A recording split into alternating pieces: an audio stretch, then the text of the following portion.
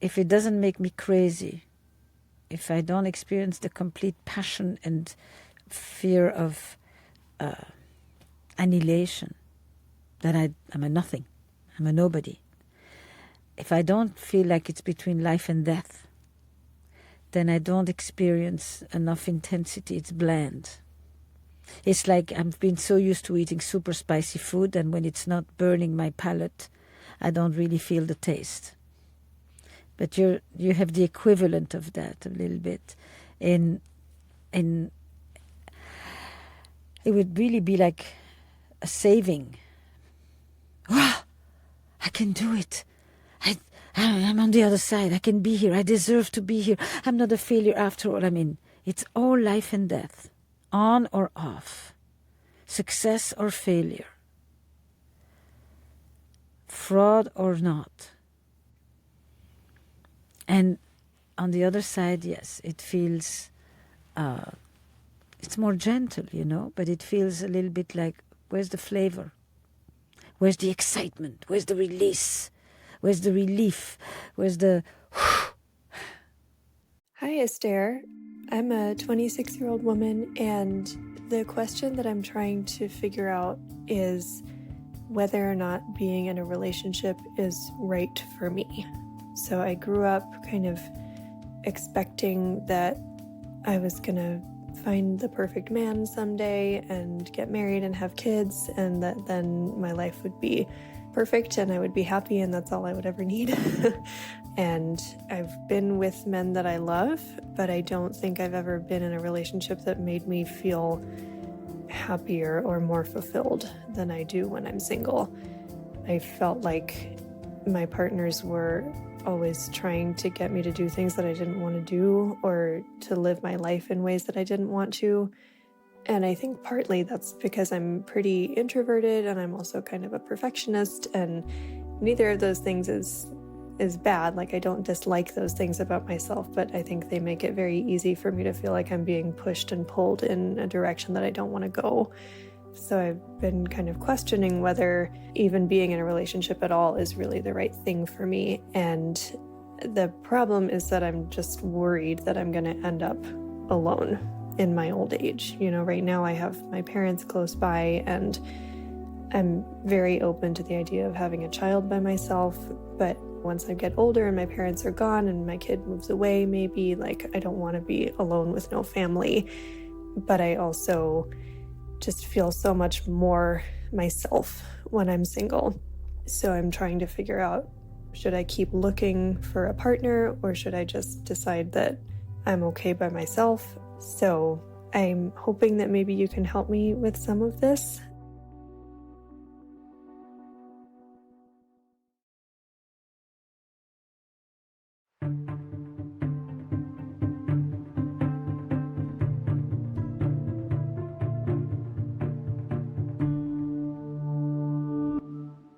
So when I sent it in, I was not seeing anyone.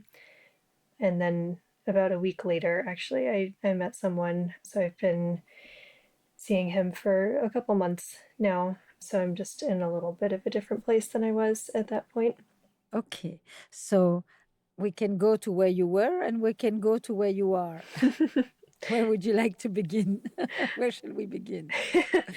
I don't know. I think maybe both. I guess I feel sometimes like a switch flips a little bit when I'm single versus when I'm in a relationship. Give me the switch and give me the flip.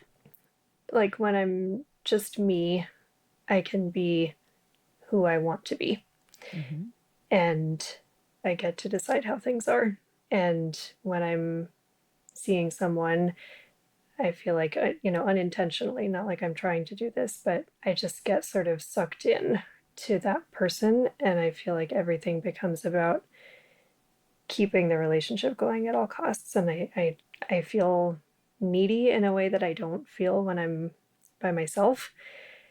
And, I've been trying to be more aware of that this time and course correct a little bit, but I still just feel like, when I'm around this person that I'm seeing, I'm just totally absorbed by that. And I don't really feel like I'm in myself. And then as soon as I leave, I kind of like have this moment of like waking up again. I don't know if that makes a lot of sense, but Shall I tell you what I'm hearing? sure. When I am by myself, I don't experience the challenge of staying connected with myself while also connecting with someone else. Yeah. When I enter a relationship, I lose the connection to myself. In fact, in order not to lose the other, I lose me. Mm-hmm. And Yeah. I don't know how to experience closeness that doesn't do away with me, knowing that this doesn't come from the other person, Yeah. nor does it come from what the relationship is doing to me. It actually is a vulnerability that I bring with me to relationships. Yeah. I added the last piece. No, I know yeah, you I didn't mean, you're say right it. though. Yes, that's true. So tell me about it. What do you know about this part of you that starts to feel anxious, starts Mm-hmm. to want to hold on rather than hold, Yeah. starts to be afraid that you're going to lose the relation or the other person, and so you make a zillion compromises with yourself that nobody asked for.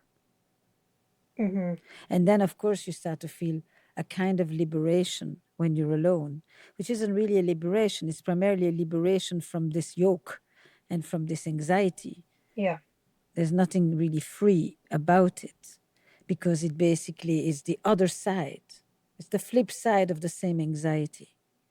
In one, I hold on to the person at the exclusion of me, and in the other, I hold on to me at the exclusion of anybody else entering my orbit. Yeah. I didn't think about it that way. But yeah, But I that's saw the true. smile as I was Yes. articulating the sentence. Yeah. So, what do you know about it? Because this has happened a few times. Yeah. You're young, you're 26, Mm-hmm. you're, worried about being alone. At 26, to think about I'm going to be an old lady by myself when my parents are gone is an interesting worry to have. But it's because you are aware of something. You know that you carry something with you. I think, I mean, that part of it, I've always been prone to thinking way ahead, like too much. I think every time that I enter into a relationship, I'm immediately thinking about, is this the right person for me to marry? And would he be a good dad? And, I just like build up a whole future right away. And I think part of it is that because I do that, then if I lose the person, it's like I'm losing my future. Like I'm losing the idea of what it is going to look like. And it's scary. It's like I have to figure out my whole life all over again.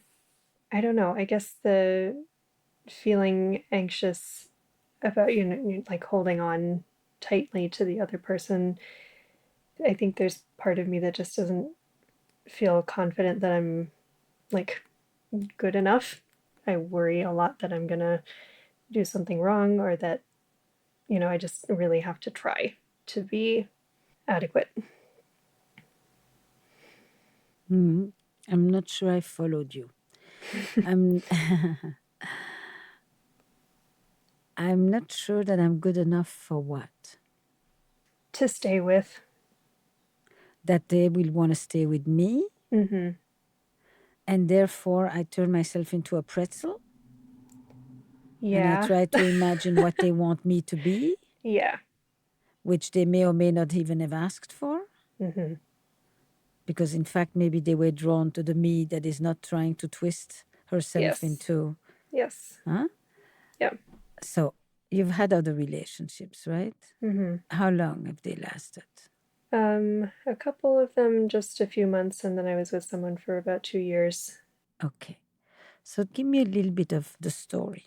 You are falling in love with me or you're drawn to me, but wait till you get to know me and you won't want to stay one extra hour?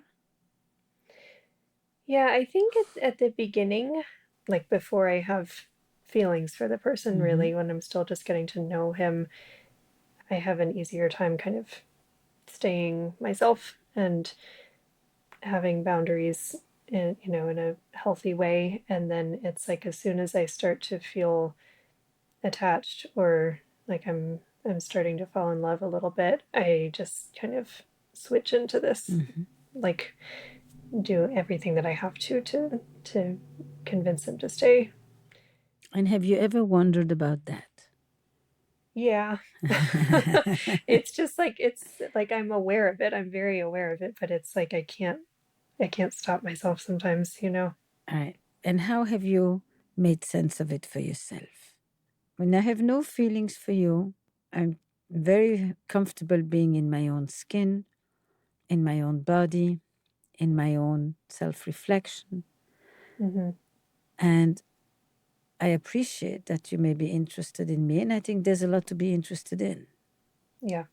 But the minute I start to love you or have feelings for you, they come with an intense sense of needing you. And the love and the needs start to get confused. Mm-hmm. And the minute I start to need you, I start to think that you're not going to want me. Yeah. I never think, do you need me? Yeah. It's all self-referential, Yeah. right? Yeah. Mm-hmm. So I start to think you're not going to want me because my neediness is going to push you away. Mm-hmm. Now, clarify that for me. um There's something about hearing it repeated back, right? yeah, no, I mean that's all very accurate. I think I I don't know. What would you like me to clarify? What else are you looking for? I feel like you just said it perfectly. I am just identifying the sequence. Mm-hmm. I don't know what propels the sequence. Okay. And I don't know if you do. So we are going to excavate this together, Mm-hmm. right? Somehow, the minute I develop feelings for you, it comes with the fear that you're not going to want to be with me. Yeah. Now, these two are so connected that you don't even ask yourself how come. Mm-hmm. It's as if it makes sense. It doesn't, by definition. It's not a Okay. logical thing that because I have feelings for you, I instantly start to fear rejection, fear abandonment. Well, but I mean like when you care about something, that comes with a fear of losing it, right? Yes, yes, but that is a philosophical term, Uh-huh. not something that instantly makes you twist yourself, disconnect from yourself, Yeah. disassociate from your own needs, feelings, wishes, Mm-hmm. experience, and mold yourself Yeah. into something that you imagine you should be. Yeah. That's very different from something that I very much believe, indeed, that of course, when you care about something, you also experience the fear of losing that thing. But that's Yeah. not that doesn't mean that you therefore start to do a job on yourself, Mm-hmm. Mm-hmm. a remake. Yeah. It just means that you live with a set of complex, interconnected feelings, Yeah. meaning that the reality of the feelings doesn't explain the extreme of the behavior. I think sometimes I've felt like I start to fall in love with someone and I want it to continue and I want to keep it, and I sort of decide that like the only way that I can guarantee that it won't fall apart is by making everything about me perfect, because I can't control what the other person does or feels, right? Like the only thing I can control is myself. And so I think I just try to sort of like do everything I can on my end, hoping that that will make up for anything that's not, perfect on his end or something like that. Has it worked, by the way? No, Okay, just wanted to no, establish. definitely not. Because the more you do that and the more anxious you become, that the first mishap Yeah. will lead to the ultimate cataclysm. So you put yourself in a terrible strain. Yep. Because you say, I can't control, but in fact, you are constantly watching what you think is the control of the other over you. Yeah, I know. It ends up feeling like he's controlling me, but I don't think it's always Right. really that. Right. Yeah. Did you have any of these feelings at home? Like with my family. Yep. I mean, I am a psychologist. I'm going to Yeah. ask you. I'm a psychotherapist. I ask therapeutic questions. Yes. Therapy-like. Yeah. I think when I was a kid, my dad was the stay-at-home parent, and he spent a lot of time with us, with me and my brother, and he did so much as a parent, and he was also at the same time pretty critical, and he had very high standards, and I felt like when he would be upset about something that I had done, or tell me to do something different, or disapproving in whatever way, the way that it felt to me, like I don't know, it felt to me like he was saying, you're just not good enough, you're not worthy, you're not smart enough, you're not hardworking enough. Like, that's how it landed on me, and I don't think that he was intending for it to feel that way. But when I was little, like 7 or 8 or something like that, the way that I would deal with it a lot of times was he would say something to me that would make me feel like I was a terrible person, and I would like go in my room and cry a little bit, and then like the way I would kind of pull myself out of it was by it sounds so silly, but I would just like make a list of all the things that were wrong with me, and decide that like the next day I was going to fix all these things. And it just felt like a way to kind of be proactive and like do something about it, and try to avoid feeling like that again. So I would go to my room and I would outdo my dad. I would make a list that was Yeah. even more exhaustive Yes. than his. I would Yeah. pick myself apart. Mm-hmm. And I would make promises to Yeah. myself that I would fix every imperfection, everything that could be improved upon. Yeah. And inside, there were two dominant feelings: the inadequacy on my side, but also on some level the rage and the anger I toward the man with whom I needed to get into this elaborate ladder of self-criticism. I've never really felt angry towards him. Like me, I mean, maybe it's deep down in there, but I've never really experienced I any of know, that as anger. I know, I know. You have Yeah. to experience plenty of anger, but towards yourself. Yeah, maybe. Yeah? Mm-hmm. If I start to make a long list of all the things I'm going to change, I'm not being super kind with myself. Yeah. I mean, this little Yeah. girl at 7 or 8, what does she say? How did she speak to herself? Do you remember? Not not nice. Yeah. I mean, when I was really upset, I would just say all kinds of terrible things, and just, I mean, even things that I didn't even really think were true. I would just say mean things to myself. Such as, you're Like, in your room. I mean, that little girl is alive and well. I mean, like everything from, stupid and lazy and mean, and like I would call myself fat even though I wasn't, and I knew I wasn't, and that wasn't even an issue in what my parents thought or what I thought of myself, just like throw everything mean that I could think of at myself. Mm-hmm. So I was angry with me. Yeah. Mm-hmm. And when I think I'm better off alone, Mm-hmm. it's that voice. I'm angry with you for what you make me feel about me. I want nothing to do with you. Yeah. Men, partners, lifelong companions, etc. Yeah. It's not an anger that calls them by names, but it's an anger that says, I'd rather be alone. Yeah, it feels easier. Mm-hmm. You know, But there's a fuck you in there. probably. It's a good fuck you. But you need to be able to say it without having to deprive yourself, Mm-hmm.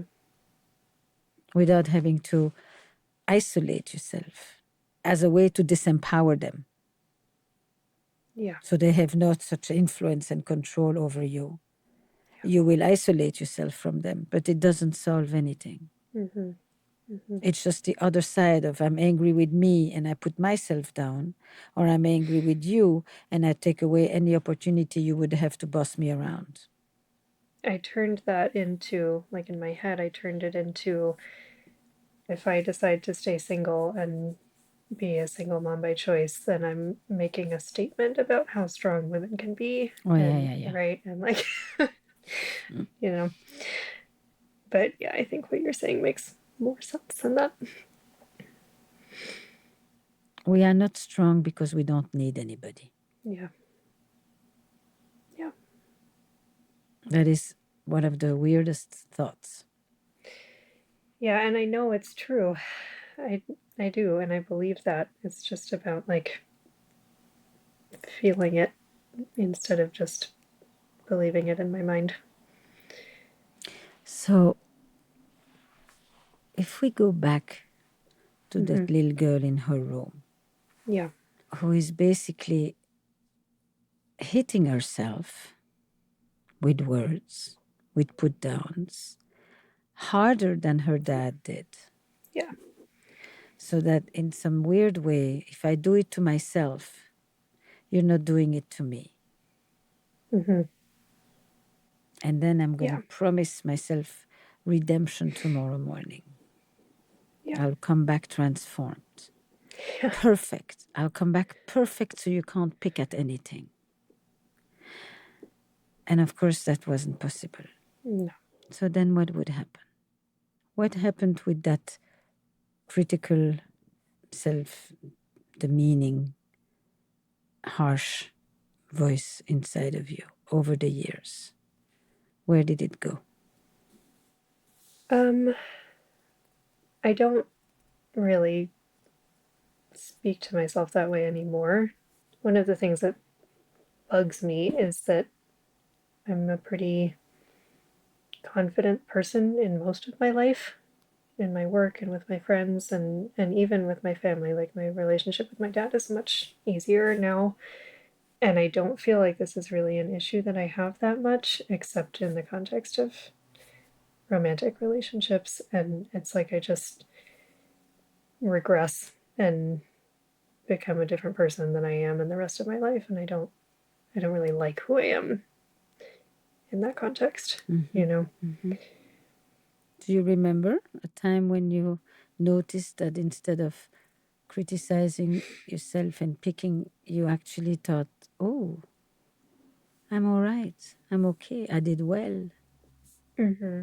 I mean, I definitely became aware that I was speaking to myself in an unkind way, and I worked on not doing that anymore, you know? How did you do it? I guess I had to sort of just let go of being the best at everything. I think for a long time that voice, you know, my dad's voice or my voice or whatever it was kind of my main source of motivation to do things, like to be high achieving and really everything that I was doing in my life. And at a certain point I just kind of stopped worrying as much about being perfect. But now I feel like I don't know where to get motivation as well. I feel like it was all from this judgment and this criticism. And that's another thing, just kind of apart from relationships that I've been thinking about a lot lately is like, How do I get myself to want to do something yeah, or want to yeah, do more or better if it hmm doesn't come from a place where I kick myself? yeah, exactly. hmm Have you tried? Yeah, I mean, I think like there's a lot of things that I want to do that Hmm. take dedication and hard work. For example. Um, well, like I'm a violinist and I went through kind of a stage of not I used to practice a ton, like kind of obsessively, and that was definitely driven by a lot of this self-criticism. And then I kind of stopped doing that for a while because I was just burned out and I was tired of like evaluating myself based on how well I played the violin.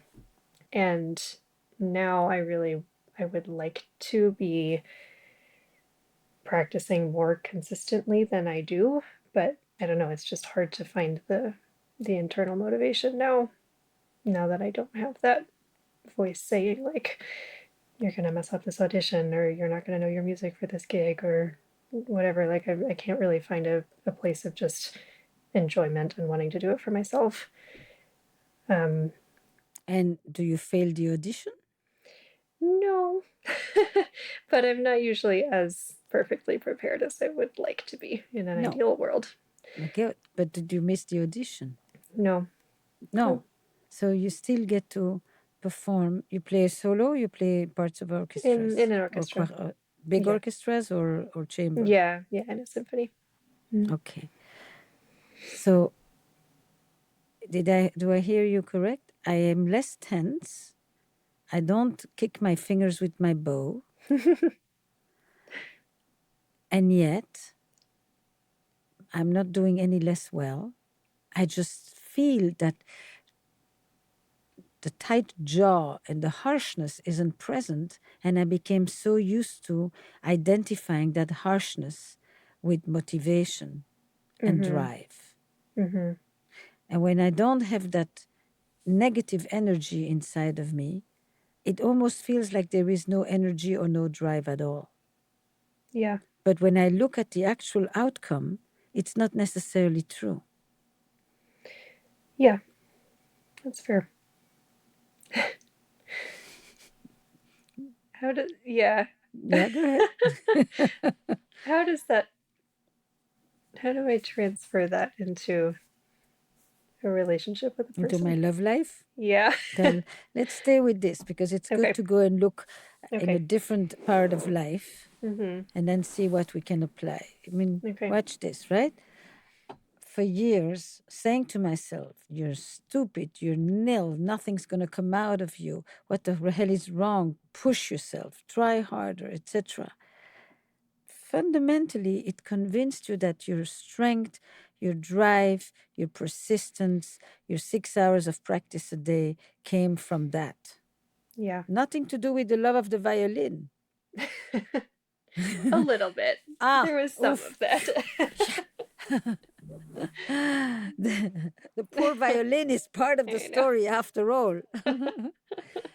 But something inside of you convinced yourself, equated harshness with drive Mm-hmm. or motivation, and harshness with motivation, then with success. But when you look at what has changed, you realize that by being slightly less self critical and less harsh, less abusive toward yourself, honestly, Mm-hmm. you still have the drive. On occasion, maybe not as intensely. I'm not sure if that means you're less prepared. I think you may have been as less prepared back then because you put as much energy into the fretting around it. Mm-hmm. But in any case, it doesn't change the outcome. It doesn't make you fail the auditions or not play in a certain orchestra, etc., etc. So Mm-hmm. that's a very interesting thing to ponder for a moment. I don't know. There's just something about it that feels less satisfying. like haven't done it well enough to succeed by other people's standards, but like it's just not enough for me. Right, I don't know.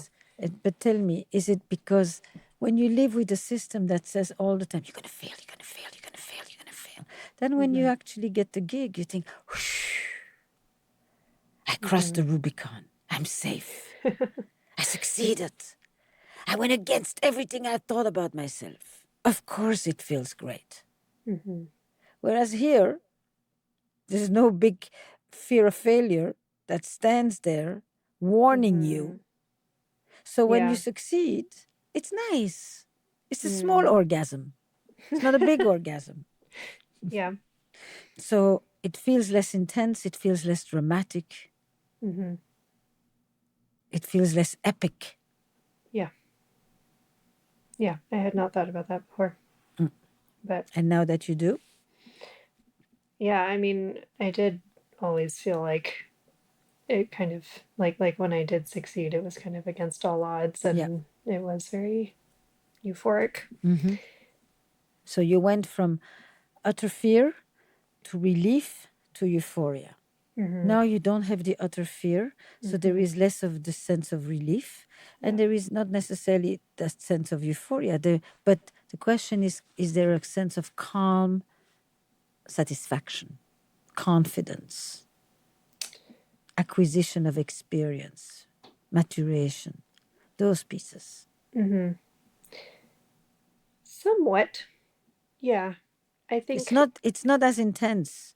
yeah. It's not nearly as dramatic. Yeah. You don't have the same dopamine Yeah. rush. Yeah. You don't have the same, I'm alive. Right. I deserve to be a musician. Yeah. I'm not a fraud. Yeah. I'm not, I mean, yeah. Yeah. But on the other For sure. side of that is, yes, it's calmer. It's more confident. It's more confident. Yeah. It makes me feel like I don't care as much. I know. And I don't like feeling like I don't care, you know. If it doesn't make me crazy, if I don't experience the complete passion and fear of annihilation, that I'm a nothing, I'm a nobody. If I don't feel like it's between life and death, then I don't experience enough intensity. It's bland. It's like I've been so used to eating super spicy food, and when it's not burning my palate, I don't really feel the taste. Yeah. But you have the equivalent of that a little bit. It would really be like a saving. Wow, I can do it. Yeah. I'm on the other side. I can be here. I deserve to be here. I'm not a failure after all. I mean, it's all life and death, on or off, Right. success or failure, fraud or not. Yeah. Yeah. And on the other side, yes, it's more gentle, but it feels a little bit like, where's the flavor? Where's the excitement? Where's the release? Where's the relief? Where's the... I look at myself in the mirror and I'm like, you did it. Like I defeated the odds. Right. I beat the obstacle, the internal obstacle, of course. Do you think it will start to feel like there's more flavor as I get used to it? I knew you would ask me that. I think the first thing is how you interpret it. If you interpret it as I'm less driven, then you may be distorting it. If it's not every concert is a proof that I deserve to be a musician, then it becomes I'm enjoying it more. Right. Rather than I saved my skin. I saved myself from disgrace. Yeah. Yeah. So the experience on the other side is when it's simply I enjoy doing what I love on a daily basis. It's no longer a test every time I play. A test not that I played well, a test that I'd even deserve to be a musician in the first place. And who the hell do you think you are, miss? Yeah. That voice, that Mm-hmm. contemptuous voice. Mm-hmm. So if you ask me what's on the other side, it's the joy of doing what you like without having to constantly fear that every time you play or every concert you're doing is a test to your identity, to your self-worth, to your raison d'être, to all of that. But just and it is lower.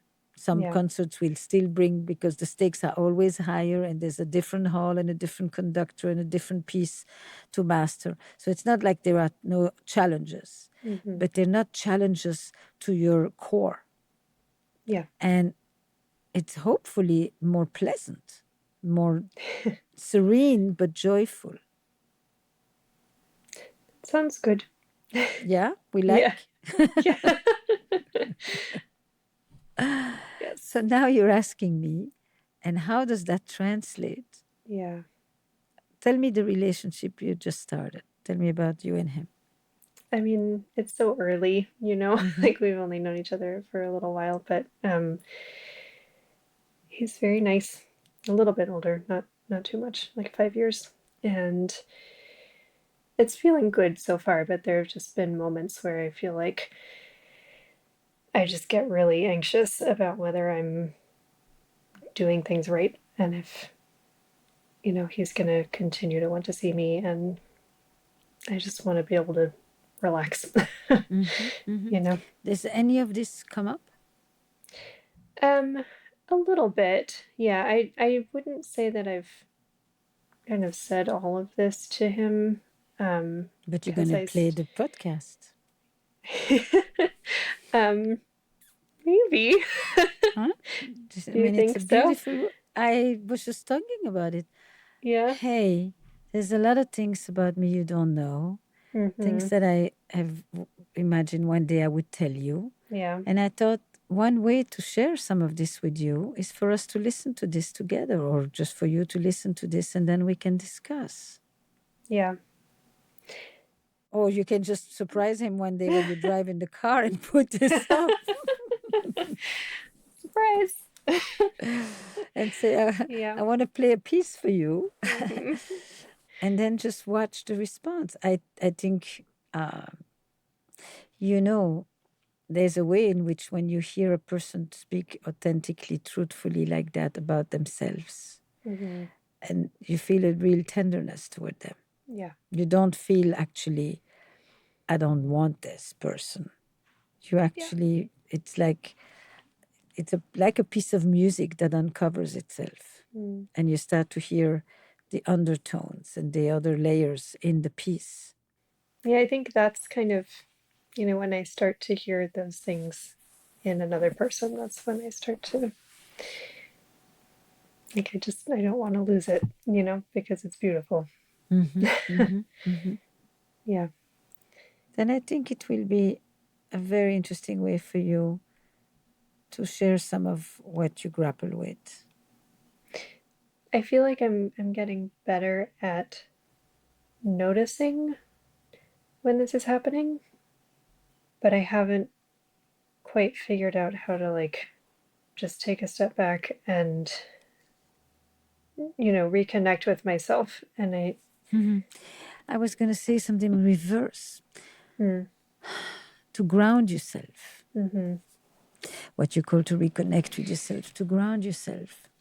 You can just literally put your feet on the ground and press on your heels and bring your hands on the top of your knees and press on them so that you're sitting totally up and you're holding the bony handles, the knees, the shoulders. So you really are grounding. You can do that. You don't have to think and talk. You can literally use your body, use your breath to hold your interiority. You can also, when you start to feel rattled, just take his hand and hold his hand and say nothing. Mm. Or ask him, hold me. And just feels good.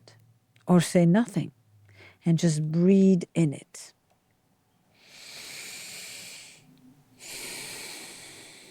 Yeah. Into his arms. Basically, use your body to ground, to regulate, and to harness the connection internally. Mm-hmm. Rather than the flight. I leave myself. I leave my body. I try to please you just so that you will not leave me. Mm-hmm. You know, I feel these things particularly intensely when we're being physically intimate. And I just, like my body is already otherwise engaged, Mm-hmm. you know? And so that sometimes just feels like a situation where I can't, like I'm kind of trapped a little bit, Why trapped? I think I just have a lot of ideas about what I'm supposed to be doing, and Do you like to be with him physically? yeah, I do. It hasn't been very many times, but yeah, I think a lot of this just kind of comes to a head in that context because there's a lot of messaging about what women are supposed to do to keep their men interested in them, and and like regardless of. Well, what's one physical thing that you do that you know for fact is fawning? I do something that I really don't particularly care about, but I think I don't even know if he does. But I've learned, I was told, I read, whatever, that I should, and in the process of that, I literally disconnect from myself. Mm-hmm. I think it's more at this point like I've been worried about taking too long. Mm-hmm. And I've been having a hard time just like being present enough and relaxed enough to really enjoy myself because there's just this loop going in my head about like you have to hurry or else he's going to get bored, and you know Mm-hmm. yeah. Do you fake it? No, but then I feel bad because then maybe he feels insecure because I didn't finish and blah blah blah blah. And has that been a conversation or not yet? A little bit, yeah. We talked a little bit about just. I told him that there's kind of a lot of voices in my head, and that sometimes it makes it hard to relax. Mm-hmm. He was very receptive to that, and I think it's just hard to trust that he really is going to be okay with it, and that he's not just saying the right things because they're the right things. So he's saying the right things and you're doing the right things and everybody is. This is a beautiful look. You just met. Yeah. And all of this needs to come out in conversation. And the trust is built by taking the risks. Small steps each time. The trust is built by your saying, I'm going to take time, not just time to come, time to get turned on, time to feel grounded, time to be in my body, time to not feel like I'm here to please him only, time to find a way to play music together. Yeah. And I'm going to be overt about it. No need to be so indirect. It's scary. But you will know, because if he welcomes it, or even if he has to adapt to it because he has his own insecurities, because it's always insecure when there is nascent love like this. Yeah. It's always trepidations.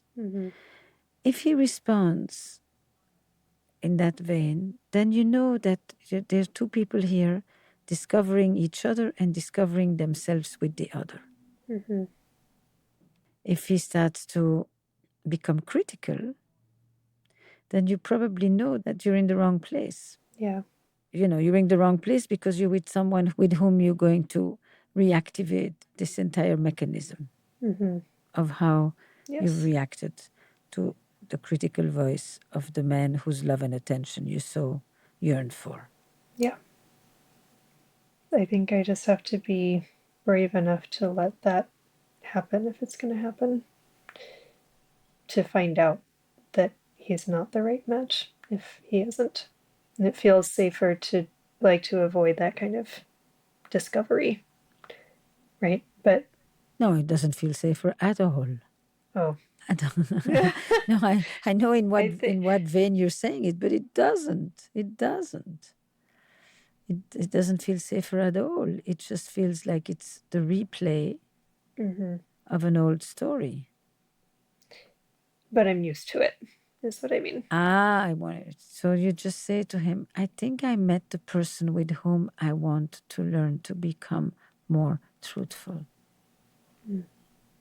I think I met the person with whom I would like to feel that I can be in my body and with you. Do you want that too? Are you willing to be patient with me? That is a level of self-assertion that is very different. It's like I like you enough to want to do this with you. Take it as a compliment.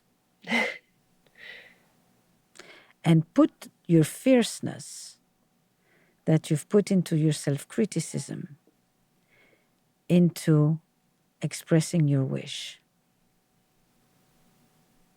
Keep that energy, keep that fierceness, but now apply it to your aspirations.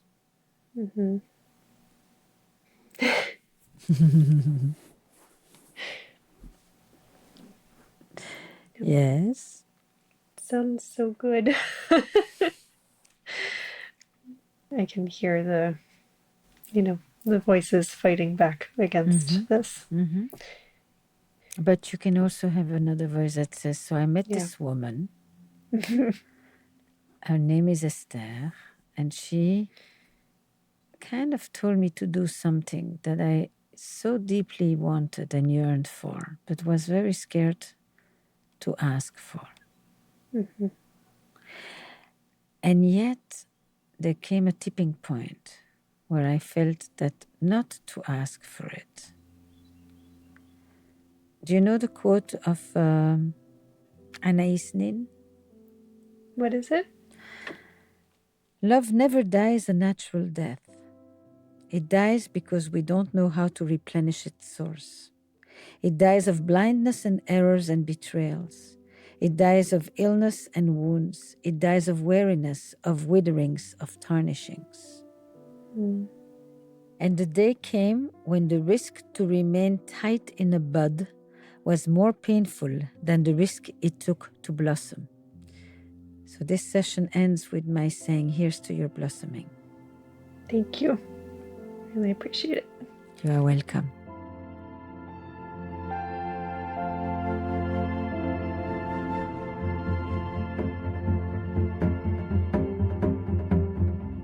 This was an Esther calling, a one-time intervention phone call recorded remotely from 2 points somewhere in the world.